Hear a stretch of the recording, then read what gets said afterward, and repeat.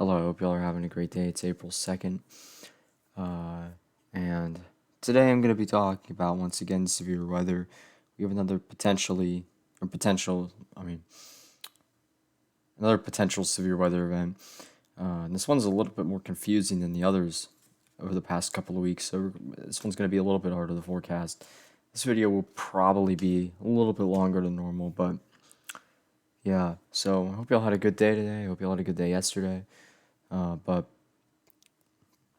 I guess let's go ahead and get started. So, uh, we can see this is our day two outlook. This is for tomorrow. We have a small slight risk pretty much located in a little bit of Texas and Oklahoma right there. Main threats are wind and hail. Also have another marginal risk down in South Florida. Then on day three, though, we have a very big slight from, central Texas all the way over into almost a little bit of like almost the Mississippi-Alabama border right there. And then day 4 through 8, we also have several outlooks. Day 4, we have a 15% in the southeast or south and southeast. And then day 5, once again, another 15% in the southeast. And day 6, this is all the way through Thursday. And this is Thursday, we have a 15% risk up in kind of the coastal areas of North Carolina, a little bit of Virginia and South Carolina as well. So, Sunday through Thursday, we're going to be looking at a severe weather threat in many areas. Let's go ahead and start talking about it, though. So, we'll go day by day. So, let's start talking about tomorrow. We're going to pull up the latest HRRR here because it's in range. And let's go ahead and move on to that south central U.S. region. So, storm-wise, we don't really see a whole lot until HRRR indicates more of an overnight event. Okay, interesting. All right. So yeah, we don't really see any storms going off until midnight, but or not midnight. This is like I think this is 10, 11. I think this is 11, no 10. Yeah, 11, my bad. Yes, it's 11. Okay. We can see we have some storms going off in a little bit of areas of Oklahoma and Texas there. Take a sounding. Yeah, not that great, but some of these storms could carry a little bit of a damaging wind threat and a large hail threat. And overall, these storms don't look like, that great or anything. Also, the environment's definitely not like the best, but yeah, we're definitely not gonna have much of a tornado threat, I'd say. But maybe definitely an interesting environment. I can see why we have a slight, but wouldn't really expect much in the way of tornadoes. Now on day 3, we can see our slight risk is very, very large, and does this go out all the way through day 3? We can take a look at the afternoon, but it's not really gonna help us. Let's take a look at the NAM3 and just see play out the radar here and just see forecast the reflectivity and just see what it shows, because I'm kind of curious what the models are showing. Now I wouldn't really trust this because it's the NAM3 simulated reflectivity, so got a little bit of a problem there. But yeah, it kind of indicates a squall line. Is that? Yeah, it's like a weird area, but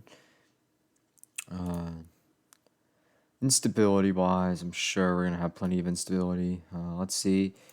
Okay, yes, instability wise, we got a good bit of instability. 1,000 Cape in front of the main front there, definitely supportive of severe weather right there. And okay, so this is interesting sounding. Okay, yeah, definitely damaging winds, main threat, maybe some smaller hail, and like a 2 to 5% tour risk, I'd say. So definitely I can definitely see why we have a severe weather threat on Tuesday. Overall, though, it doesn't look this whole event doesn't look like a tornado outbreak. Like we've seen. We go back with reports here. We go back to I think it's the 30th, and we had 89 tornado reports. In my opinion, that's kind of a tornado outbreak. but I don't think we're gonna be seeing anything like that because we don't have that like good setup, like that great setup that we had before.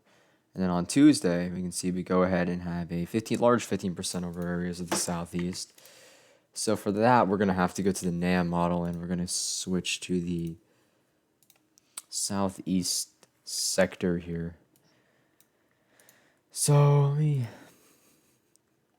All right, yeah. So we can see, and plenty of instability. Look at that, like 3,000 right there. Okay, and then Wednesday doesn't go out to Wednesday. We'll probably have to move over to the GFS for that. But plenty of instability Tuesday indicated on the NAM here. Take a look at dew points.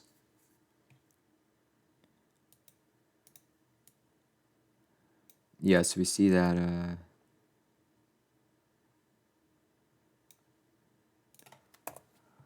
Okay, yeah, let's take a sounding right here to see if it's any good. Oh, yes, that's an interesting sounding for sure. I mean, tornado threat, I wouldn't say that's going to carry much of a tornado threat, but definitely damaging wind and hail. I mean, definitely. I think that was west, like up by the Tuscaloosa area. Take a sounding closer up towards northern Alabama, the Huntsville area. Okay, so shear profiles here are very, very interesting. Hoda looks interesting as well. Wouldn't really say like a high tornado threat, maybe like a 2% tor. But still, damaging wind threat and a little bit of a hail threat as well on Tuesday. Then Wednesday with the actual front, we're going to be looking at another severe weather threat. So we're going to switch over to the GFS for that. Actually, I want to continue looking at Tuesday a little bit here. Because there's, I mean, still a lot of stuff I haven't really talked about. I do want to zoom out though so we can get like the whole US in on this. Okay, so yeah, so Tuesday, what we're going to be looking at is, looks like we kind of have a boundary area of another low off to the west. Let me lock it on forecast hour 81 here.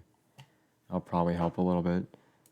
Let me just see like what we have. So yeah, we got that low there, low way up there. Okay, so I mean, yeah, definitely this area. Let's take a sounding of like South Georgia. Okay, yeah, that's interesting. All right. So yeah, I mean, I can definitely see why we had that 15%. All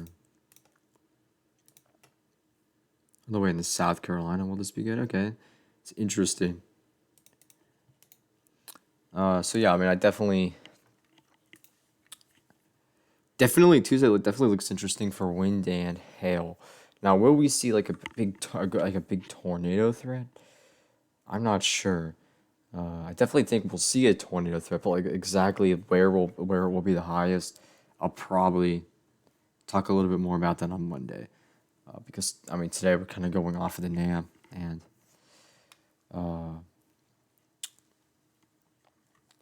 the NAM is it's not the best model.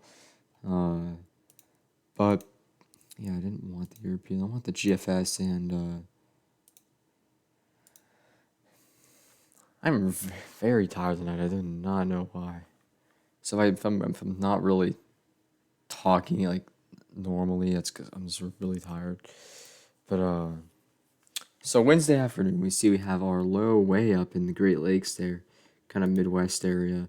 Some snow on the backside, a lot of wind with this storm system. Maybe some kind of severe wet, like squall line all the way up in Ohio. Just kind of see what we have. Okay, that looks interesting. Okay, yeah, that's okay. Yeah, I mean, I definitely think Wednesday we could be seeing a pretty like a severe weather threat all the way, like pretty much for like I mean a good portion of the east. Not that big. I just drew that wrong, but yeah, I mean definitely we're gonna be seeing severe weather for a good area, for a pretty big area, and then further to the south, like in central Alabama here. Interesting sounding. Take a sounding, North Georgia. Interesting as well for like severe weather, not really tornadoes, which is generally what this looks like on Wednesday. It doesn't really look like a high tornado threat in the southeast. It kind of just looks like a general, like a severe weather, mainly a severe weather threat. I mean, definitely like a few tornadoes could still like exist, but overall, this doesn't really look like a good. I mean, a good setup for tornadoes in the deep south. I mean, I think this area will mainly be limited to just generally severe weather. Uh, Maybe we could see like a few tornadoes though. Wouldn't be surprised, but okay. Well, okay, but yeah, I want to look a little bit further north though on Wednesday here. Let's take another sounding up in Ohio. And yeah, maybe a little bit higher of a tornado threat as you get further north where we had the more kind of dynamics associated with the storm system. But further south though, we just definitely looks like a severe weather threat, but not as much in the way of a tornado threat. So we'll have to see kind of what if that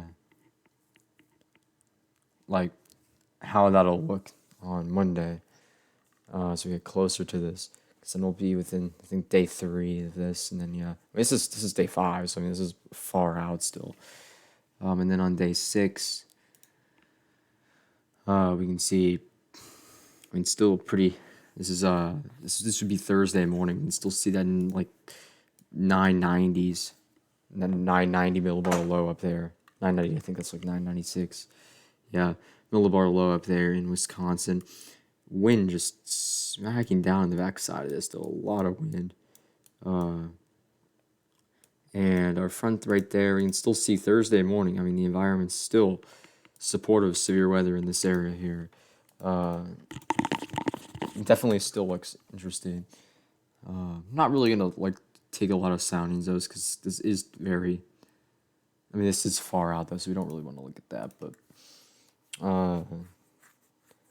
yeah, it definitely looks like this would be Thursday would mainly be a damaging wind day. Definitely. But yeah, that'll pretty much wrap up today's video. It's pretty much all I got. We'll look at these days a little bit, or definitely a lot more as we go into Monday, and because we have shorter range models to look at, and that kind of stuff. But thank you for watching. I hope you have a great day tomorrow, and goodbye.